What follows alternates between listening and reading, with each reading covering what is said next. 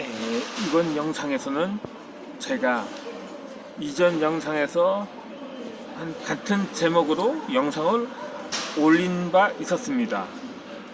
그런데 그때는 이미 지금은 계정이 변경되고 또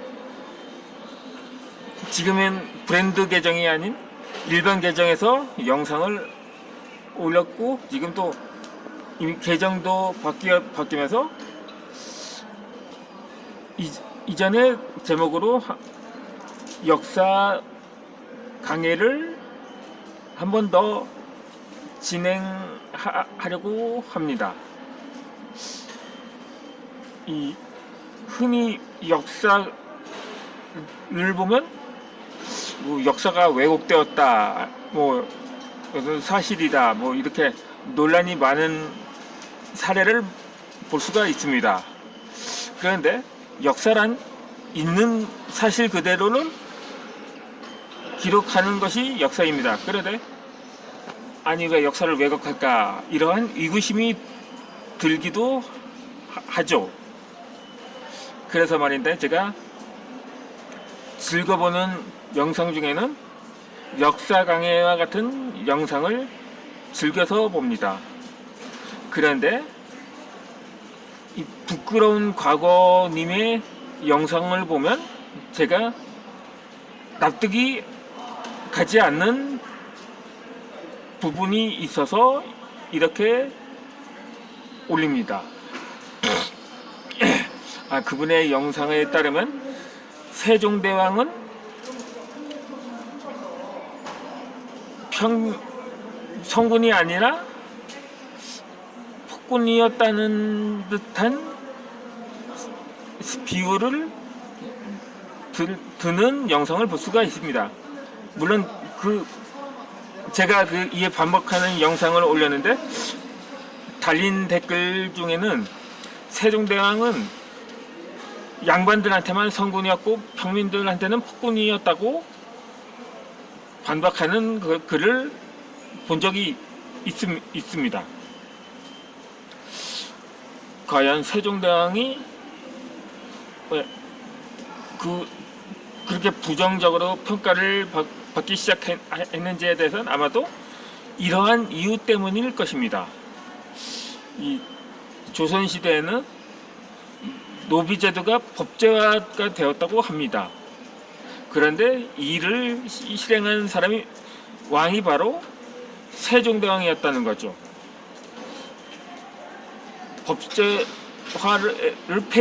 노예제를 법제를 폐지한 것은 영조였다고 합니다. 그러니까 영조도 사도세자를 뒤주에 가서 죽인 것만 빼면 사실상 성군이었다고 할 수가 있겠죠. 지금 설명하고자 하는 건 세종대왕에 대한 평가입니다. 그런데 이 세종대왕이 평소에 고기 편식을 했다고도 해서 기저질환이 있었다고 하죠. 당뇨나 비만 같은 그런 질환을 달고 살았다고 합니다. 그렇다고 먹는 거 가지고 그것을 비판하는 것은 아닙니다. 사람이야 그 식성에 따라 다 다르기 때문이죠. 그렇다고 세종대왕이 고기만을 즐겼다고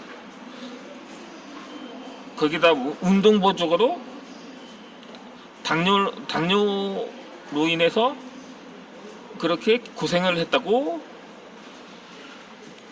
말을 합니다. 그런데 지금까지 알려진 세종대왕의 행적을 보면 세종대왕처럼 수시로 민심 탐방을 한 군주는 단군 이래를 통틀어서도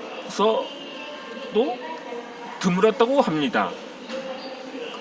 그렇게 되면 절로 운동이 되는데, 그게 비만의 당뇨를 앓았다고 말하기에는 무언가 석연치 않은 점이 있다는 거죠. 그리고 평소에 또 농내장을 알았다고 합니다. 뭐 이전 영상에서 몇 번 언급을 한 바 있는데, 그분은 또 독서광이기도 했었죠. 그래도 오죽하면 선왕인 태종인 이방원이 그에게 책만 보지 말라고 다그치기까지 했을 정도라고 합니다.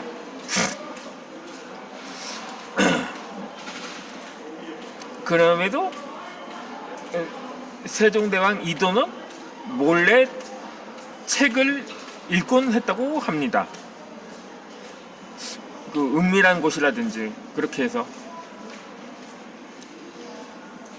그 세종대왕이 대개 세종대왕은 53세에 승하를 했는데, 당시 왕들의 평균 수명인 40에서 50을 넘기지 못했거든요. 물론 영주에 비하면 단명했다고 볼 수 있지만, 그럭저럭 당시는 평균 수명을 넘겨 살았던 것은 분명합니다. 그리고 또 가장 결정적인 부분이 세종실록을 기록한 계층이 바로 양반 관리들이었기 때문에 세종대왕에 대해서 긍정적으로 평가를 했다는 거죠. 아니, 그렇다면 연산군 때는 왜 연산군에 대해서 좋게 평가를 하지 않고 그 후손들이 다 아는 폭군으로 기재를 했을까요? 그렇다면 연산군도 양반들한테는 이게 또 폭군이었다고 볼 수가 있는 거죠. 뭐 갑자사화나 무호사화가 관리들을 숙청한 사건이기 때문에 아마도 대신들까지도 연산군을 못마땅하게 여겼다는 증거이기도 합니다. 정녕 그렇다면 연산군 성격에 가만 있었을까요? 야, 이 새끼야, 너 나를 긍정적으로 서술해야 해. 그렇지 않으면 눈깔로 확 뽑아 삐, 그렇게 말하고도 남았을 겁니다. 그럼에도 불구하고 그 연산군 일기라고 하죠. 뭐 일기라고 하니까 연산군 스스로 기록했을 리는 그건 더 만무합니다. 정신 나가지 않고선 자기 자신에 대해선 어떻게 해든 포장을 하려고 했었겠죠. 그럼에도 어떻게 보면 연산군 기록에는 그는 세상이 다 아는 폭군으로 기록되었습니다. 그렇다면 세종대왕 때 신하들, 양반이나 조정 대신들한테는 그렇게 성군이어서